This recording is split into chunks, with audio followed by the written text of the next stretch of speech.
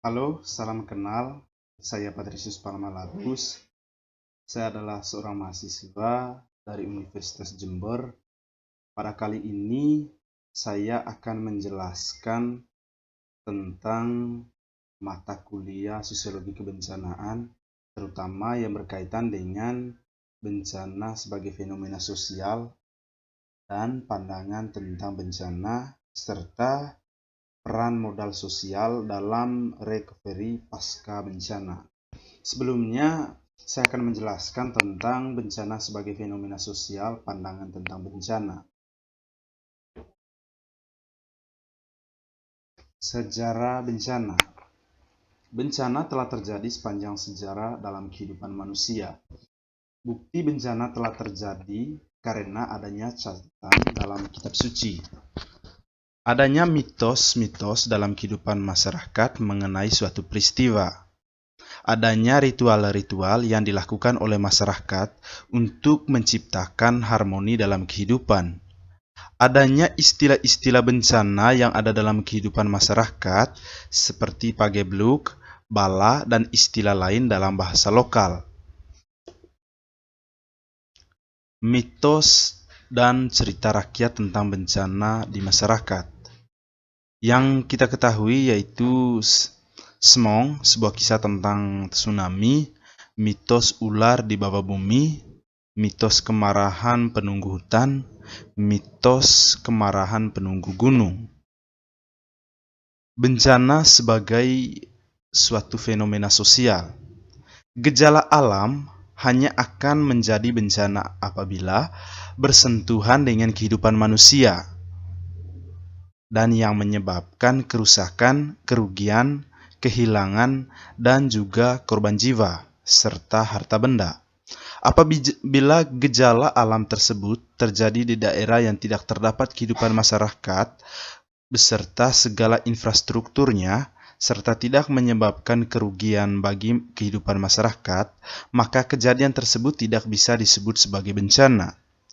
Gejala alam yang menerjang kehidupan manusia seperti pemukiman penduduk sehingga banyak penduduk mengungsi dan kehilangan tempat tinggal, merusak infrastruktur jalan, jembatan, dan kendaraan umum sehingga menyulitkan mobilitas penduduk, merusak lahan pertanian penduduk yang mana lahan tersebut merupakan tempat penduduk mencari penghidupan, menghancurkan kawasan industri yang di dalamnya banyak buruh menggantungkan kehidupan ekonomi mereka untuk membiayai kehidupan keluarganya.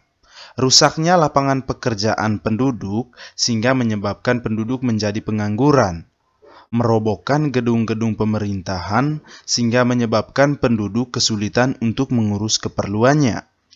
Hancurnya pasar tempat masyarakat mencari kebutuhan makanan sehari-hari, dan tempat para pedagang, para petani, para nelayan menjajakan hasil panennya.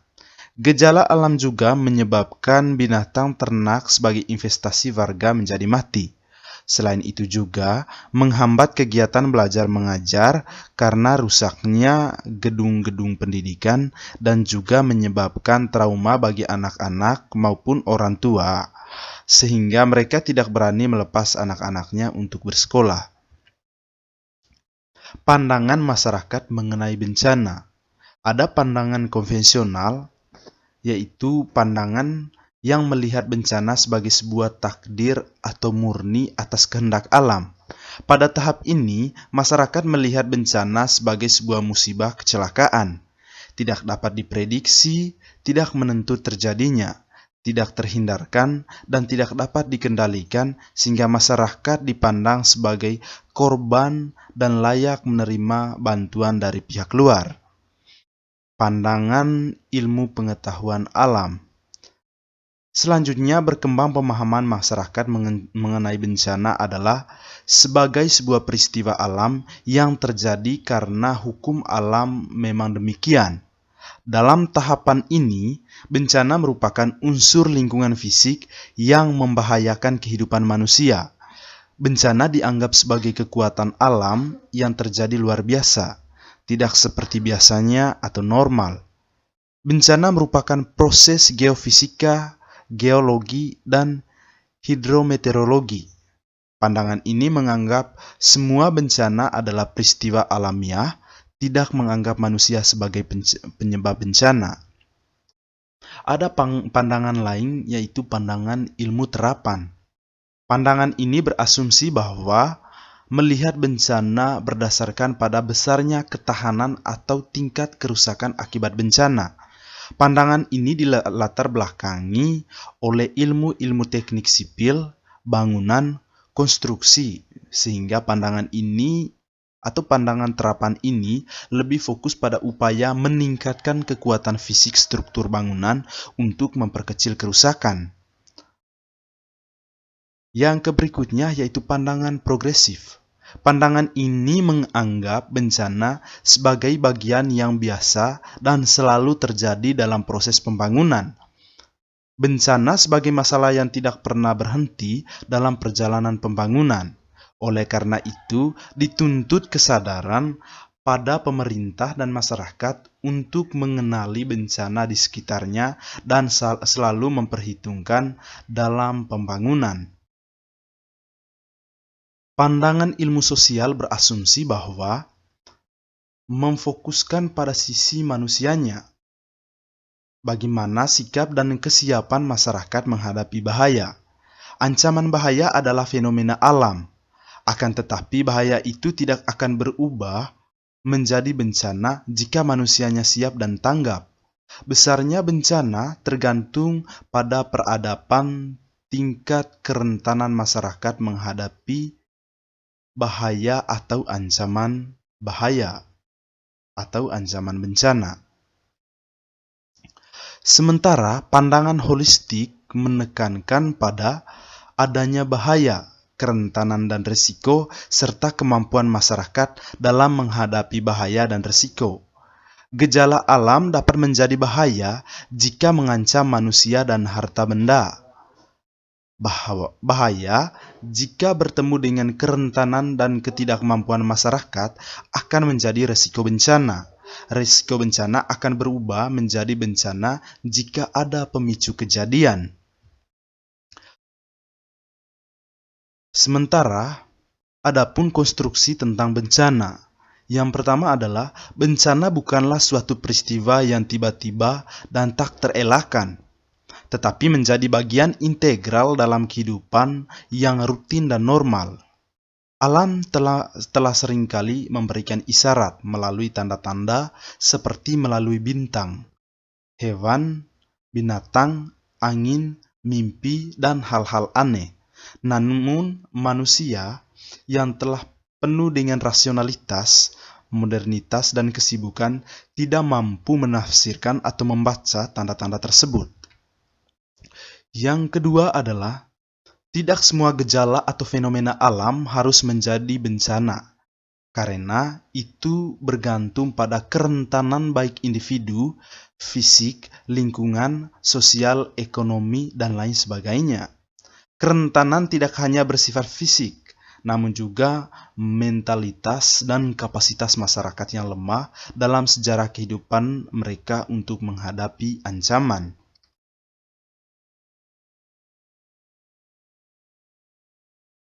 Selanjutnya, saya akan menjelaskan tentang peran modal sosial dalam recovery pasca bencana.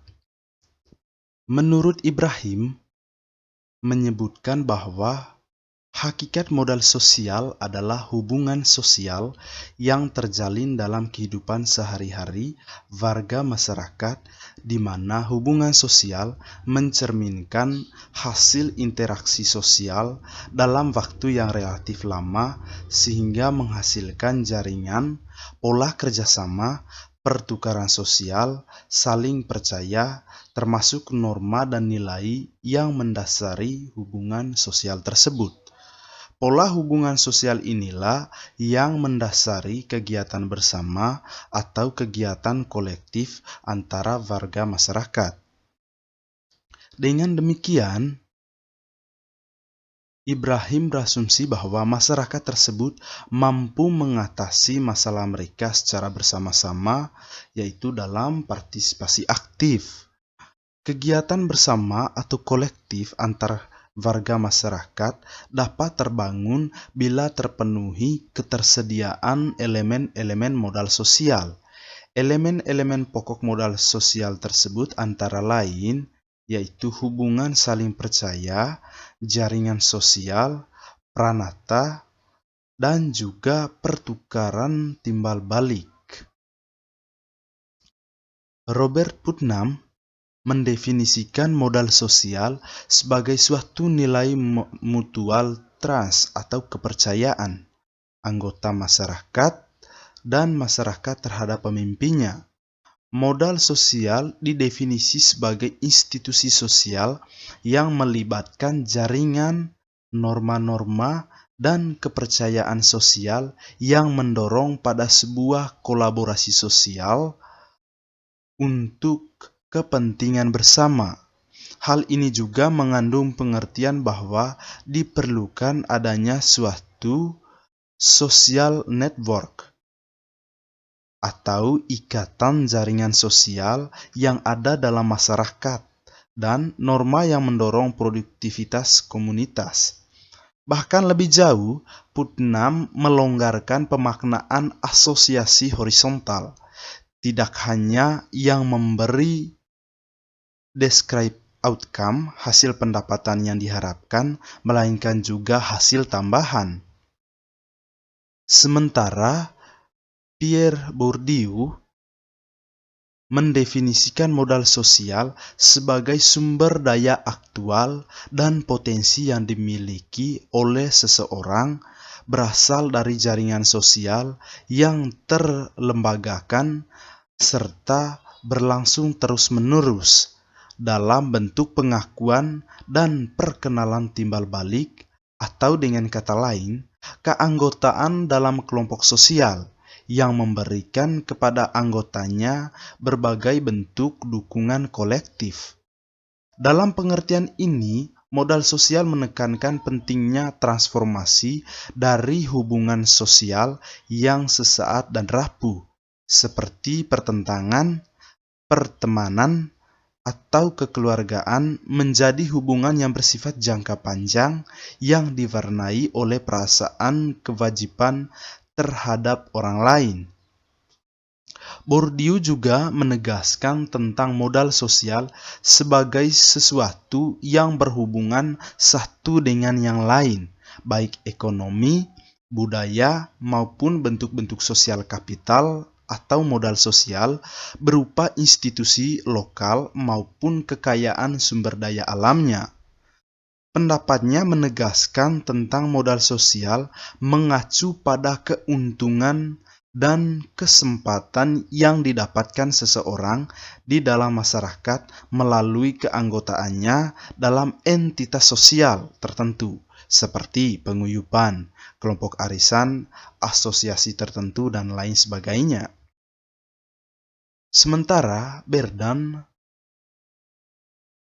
mendefinisikan modal sosial dapat dipahami pula sebagai serangkaian norma, jaringan, dan kelompok di mana masyarakat mendapat akses dan pengakuan dan sumber daya, serta di mana pembuatan keputusan dan kebijakan dilakukan.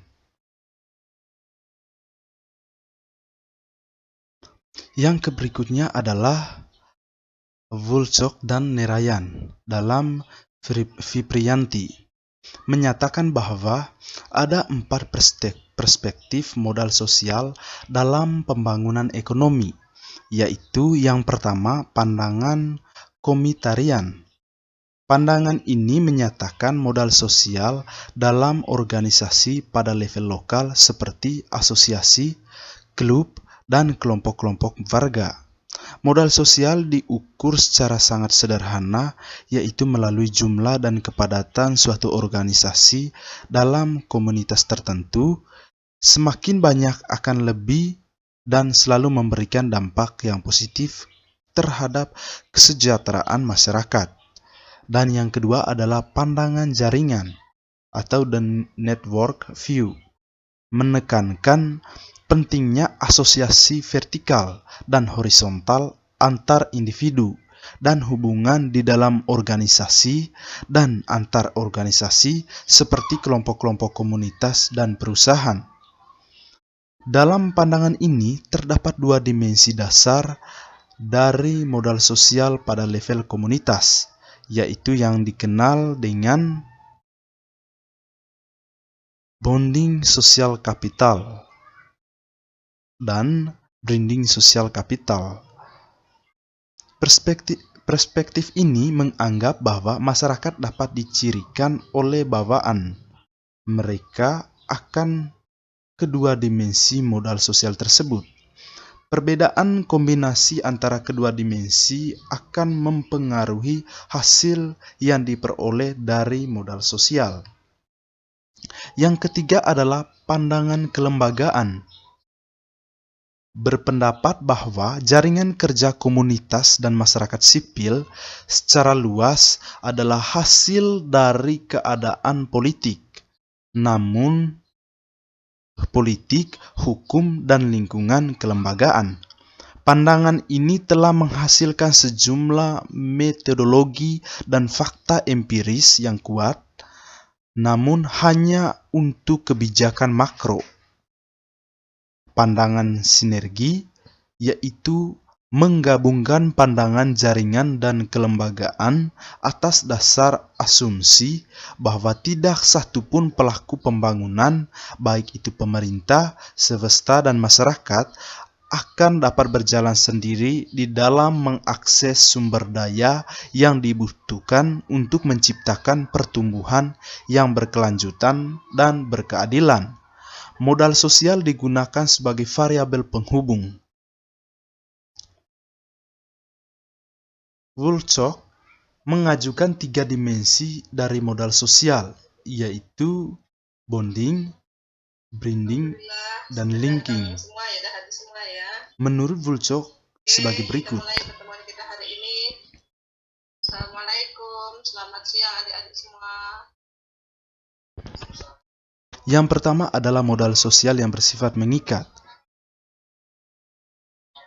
Merujuk pada hubungan antar individu yang berada dalam kelompok primer atau lingkungan ketenagaan yang saling berdekatan, komunitas-komunitas yang menunjukkan kohensi internal yang kuat akan lebih mudah dan lancar dalam berbagai pengetahuan. Modal sosial yang bersifat menjembatani adalah hubungan yang terjalin antara orang-orang yang berbeda, termasuk pula orang-orang dari komunitas, budaya, atau latar belakang sosial ekonomi yang berbeda. Individu-individu dalam komunitas mencerminkan dimensi modal sosial yang bersifat menjembatani, akan mudah mengumpulkan informasi dan pengetahuan dari lingkungan luar komunitas dan tetap memperoleh informasi yang aktual dari luar kelompoknya. Tipe modal sosial ini menuju pada hubungan antar individu yang memiliki kekuasaan atau akses pada bisnis dan hubungan sosial melalui kelompok-kelompok sekunder. Yang kedua adalah social branding. Jembatan sosial merupakan suatu ikatan sosial yang timbul sebagai reaksi atas berbagai macam karakteristik kelompoknya.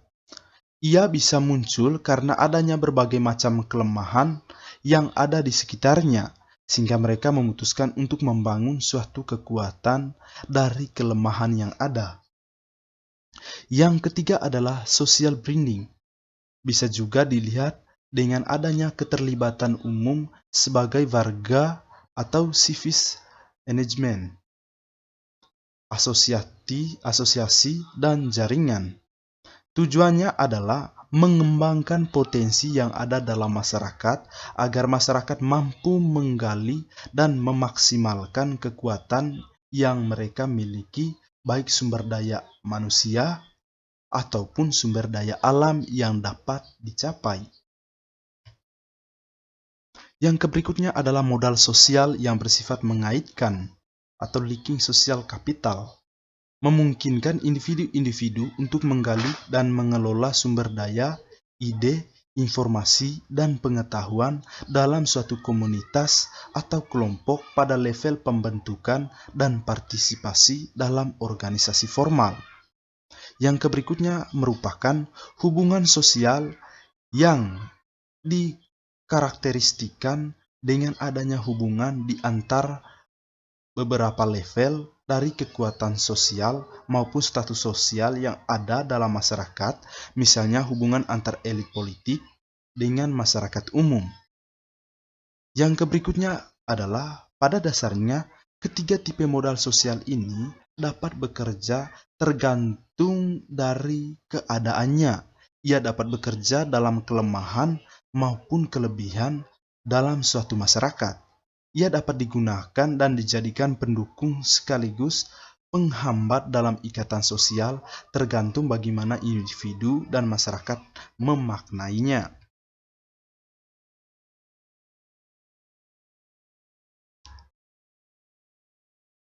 Berikutnya adalah pandangan Fedli tentang peran modal sosial dalam percepatan pembangunan desa pasca tsunami di Kabupaten Aceh Besar. Hasil penelitiannya menunjukkan bahwa modal sosial merupakan faktor krusial, faktor yang urgen yang mendorong percepatan pembangunan desa pasca tsunami di Aceh Besar.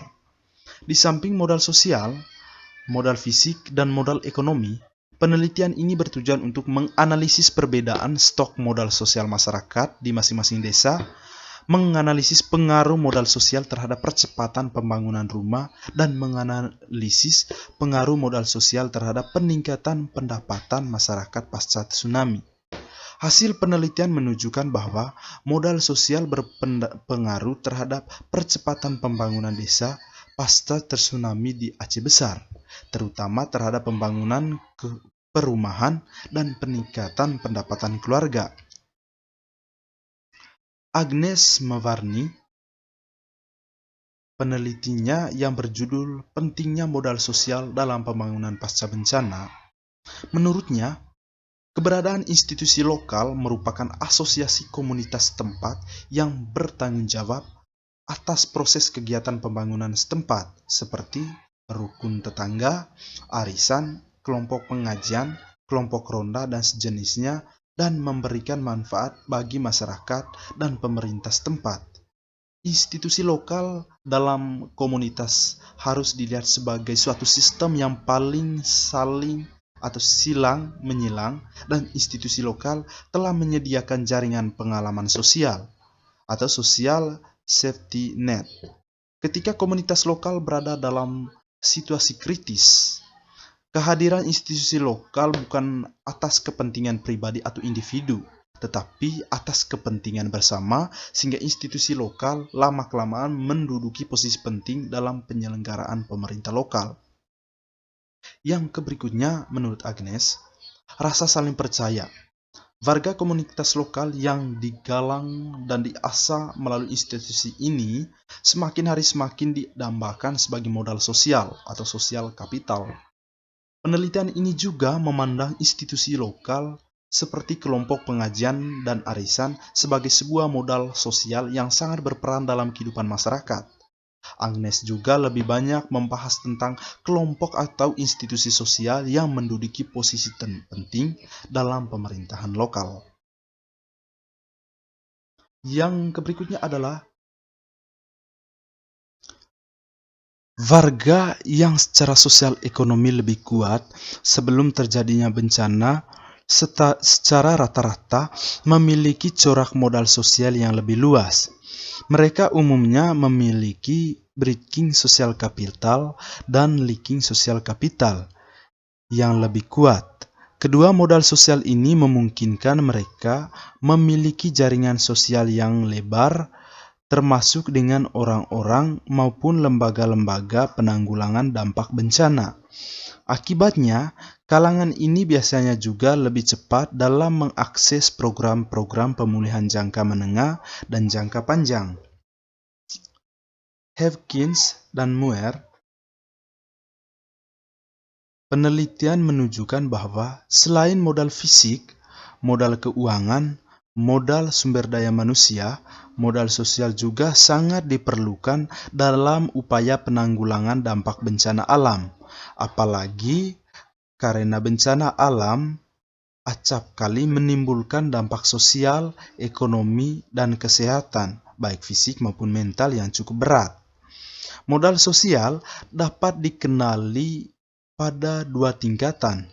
Pada tingkatan mikro, berupa jaringan-jaringan sosial yang memungkinkan seseorang mendapatkan bantuan untuk mengurangi penderitaan akibat bencana yang menimpanya.